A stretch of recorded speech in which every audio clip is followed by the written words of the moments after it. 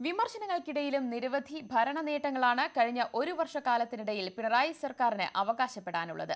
അടിസ്ഥാന വികസനത്തിലും പൊതുവിദ്യാഭ്യാസ ആരോഗ്യ മേഖലകളിലെ നവീകരണത്തിനും വിവിധ പദ്ധതികൾക്ക് തുടക്കം കുറിച്ചു. സ്കൂളുകളിൽ മലയാളം നിർബന്ധമാക്കിക്കൊണ്ടുള്ള ഓർഡിനൻസ് അടക്കം ഭാഷയ്ക്കായി ചെയ്ത പ്രവർത്തനങ്ങളും സർക്കാരിന്റെ കിരീടത്തിലെ പൊൻതൂവലാണ്. അടിസ്ഥാന വികസനത്തിലൂന്നിയുള്ള നിരവധി പ്രവർത്തനങ്ങൾക്കാണ് സർക്കാർ തുടക്കം കുറിച്ചത്. ഒന്നാം വാർഷിക വേളയിലെ അഭിമാന പദ്ധതിയായി സർക്കാർ ഉയർത്തിക്കാട്ടുന്നത് പാർപ്പിട പദ്ധതിയാണ്. വീടില്ലാത്തവർക്ക് വീടും ജീവനോപാധിയും നൽകുകയാണ് ലക്ഷ്യം. പ്രാഥമിക സർവേയിൽ 4 ലക്ഷത്തോളം ഗുണഭോക്താക്കളെ കണ്ടെത്തിക്കഴിഞ്ഞ പദ്ധതിക്കായി സ്ഥലമെടുപ്പ് അന്തിമഘട്ടത്തിലാണ്. മലയാള ഭാഷയ്ക്കായി ചെയ്ത പ്രവർത്തനങ്ങളും ഏറെ ശ്രദ്ധേയമായി. മുഴുവൻ സ്കൂളുകളിലും മലയാളം നിർബന്ധമാക്കിക്കൊണ്ടുള്ള ഓർഡിനൻസ്, സെക്രട്ടേറിയറ്റിലടക്കം ഔദ്യോഗിക നടപടികൾക്ക് മലയാള ഭാഷ നിർബന്ധമാക്കിയത്, ബിരുദം അടിസ്ഥാന യോഗ്യതയായ എല്ലാ PSC പരീക്ഷകൾക്കും ചിങ്ങം 1 മുതൽ മലയാള ചോദ്യം ഉൾപ്പെടുത്താനുള്ള തീരുമാനം എന്നിവ ഇതിൽ പെടുന്നു.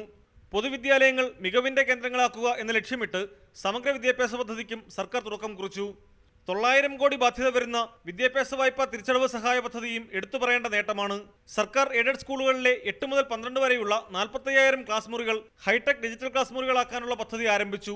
എഞ്ചിനീയറിംഗ് പ്രവേശനത്തിനുള്ള യോഗ്യതയുടെ കാര്യത്തിൽ കഴിഞ്ഞ സർക്കാർ നടത്തിയ വിട്ടുവീഴ്ച പിണറായി സർക്കാർ തിരുത്തി. 1,30,000 കുടുംബങ്ങൾക്ക് പുതുതായി കണക്ഷൻ നൽകിക്കൊണ്ട് സമ്പൂർണ്ണ വൈദ്യുതീകരണത്തിന് നടത്തിയ നടപടികളും ശ്രദ്ധേയമായി.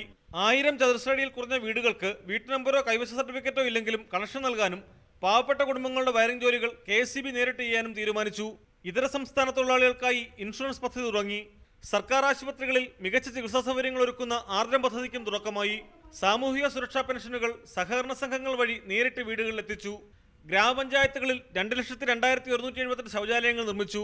5 ലക്ഷം രൂപയ്ക്ക് മുകളിൽ വരുന്ന പൊതുമരാമത്ത് പ്രവൃത്തികൾക്ക് ടെൻഡറിംഗ് ഏർപ്പെടുത്തിയതടക്കം പൊതുമരാമത്ത് വകുപ്പിലും ശ്രദ്ധേയമായ പ്രവർത്തനങ്ങൾ തുടങ്ങി.